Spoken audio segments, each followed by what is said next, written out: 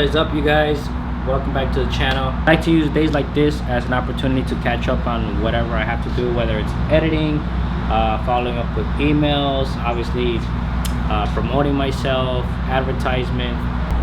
So today we will be taking the big girl out today. We're going to be taking my 2014 Audi S8 out. Obviously today I started the video with no coffee because my wife has been wanting to try this place in Naperville that has apparently real good coffee. So we're gonna take the Audi out there today to go get some coffee, because you know me, without coffee, man, it's very unpredictable.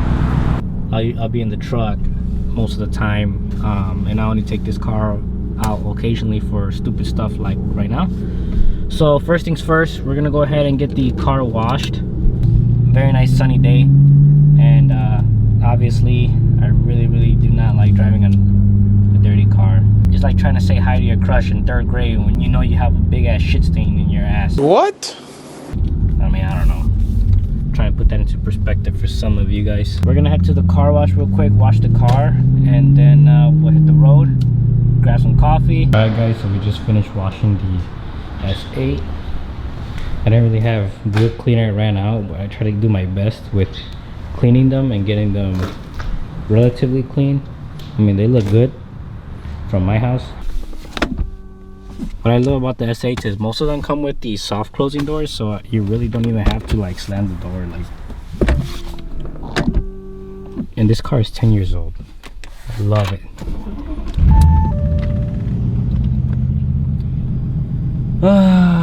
I'm tired, bro. Fuck, I need coffee. So let's go get some coffee, and then once I wake up a little bit, I'll give you guys a rundown. Alright guys, we made it to the infamous 7 brew that's been going on trending on TikTok a while back.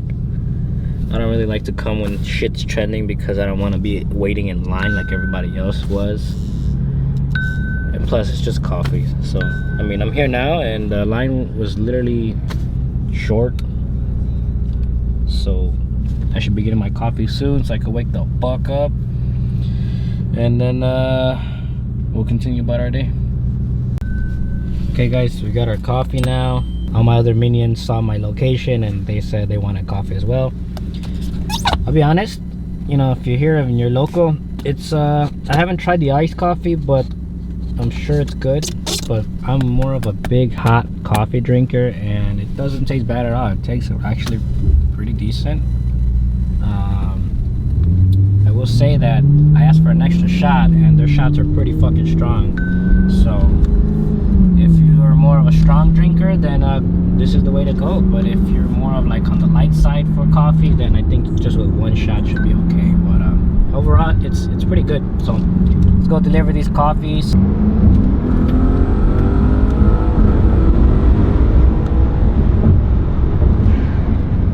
Car dies off top end a lot because it heat soaks like a motherfucker. The stock intercoolers on these cars really suck. I'm sorry, the stock heat exchangers, not intercoolers. They really suck on these cars. They're very tiny, so going like air to air and method of injection definitely helps a lot.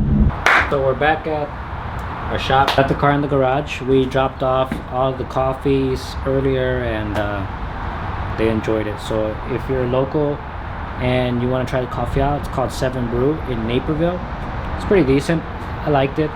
Will I drive all the way over there for coffee? Maybe, but for now I think black coffee in-house will do for now. It's just today I had nothing to do, so I said fuck it, let's just take a drive down there and see what it's like. Let's see what it tastes like. And the price is not bad. It's actually priced real good, which I like. But I'll give you guys a rundown of my car, of the setup and everything. This is my 2014 Audi S8. The setup on the car is, believe it or not, China turbos. That's been pushing for about 2 years now. I've had no issues with these guys. They have been pretty good to me. I have a brand new factory charge cooler from Audi itself. Does a good job. Stock intakes with just a drop-in filter. Kyle tuned it 4-bar. I think these are the V2s of his map sensors. I did the low pressure fuel lines with a flex fuel sensor from TGK with the mount, but this is for C7 and 7.5, not for D4. So I went ahead and just tapped into my frame. It's aluminum, but and then I have, I think I'm still on OEM NGK spark plugs, obviously new, but OEM setup. I do want to try the brisk on this car because I do get occasionally some misfires, and cylinder 5 and higher boost. It's more for noise preferences. I got rid of the recirculation hoses, pinched them closed, and then I welded them shut with my TIG welder just to make sure there's no suction and bypassing the filter, because I definitely do not want to damage the turbos. 4-in pipes, catless down pipes with the heat shield, and I think that summarizes the build, dude. It's nothing crazy to this car, really. I mean, I did these lines myself. As you can see, it's all fucking scratched up. The lines myself. I did order the TGK. Obviously, it was for C7. I use what I can. And as you can see, there's plenty of space to work on this car, man. You don't have to pull the front end at all unless you're really doing crazy work down there. I do have, I believe, old 34 high pressure fuel pump plungers, and then obviously the TGK high pressure fuel pump reseal kit as maintenance items. So we do have some of the fuel taken care of, low pressure lines, flex fuel sensor, turbos, downpipes, wastegates, map sensors, and a new brick, and that's it. These are my rear wheels, so we'll take a look real quick. That's 20x10 ET, which is your offset, 25 PS4s. And the tire size is a 285, so 285 35 20, so low profile tire. And then when I got the B-locks, I got them from a local friend of mine. He has an RS7 that he just moved here from Philly, and he had these and he was gonna throw them on his RS7. However, he didn't want to run the risk of the rolling diameter on the car because it can confuse the all-wheel drive. Apparently, I really didn't care because I just take this car to the track or wherever I want to go. It's an 18x10, so still the same offset, and I did a Mickey Thompson ET Street R. It's a 305 45 18, obviously, and it's a pretty beefy tire, man. My 60 foots, I went from a 1.7 to a 1.6, and then I got it down to a 1.5. Love to get it down to a 1.4, but I believe I would have to get like a higher stall to stall up a little bit because we're only limited to about 3,300 RPM for foot braking. These cars do not have launch control. It's only a foot braking because it's a ZF transmission. It's not DSG like the S6, S7s.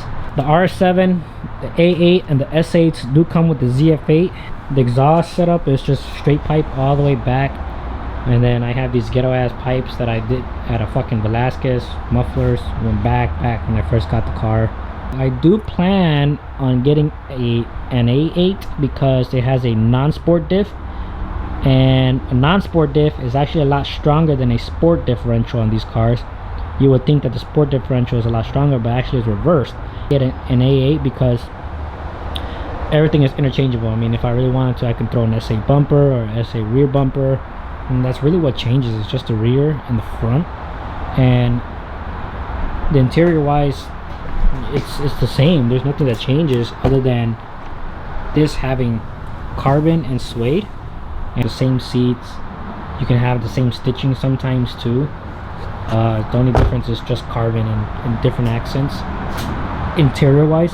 For my car, I do tune it myself, you know, engine and trans wise, just because it's my car. I wanted to experiment with it. I wanted to see what it does under my setup. It's been proven. I mean, I've been on the street and the track so many times, and this motor trans has never failed me. Knock on wood, has never failed me, other than just regular stuff like diff, axles, sometimes the drive shaft here, the bolts that go into the diff, those broke. I sheared those clean off. I mean, very short video, guys, nothing crazy. Like I said, I don't really have much to do today. Start editing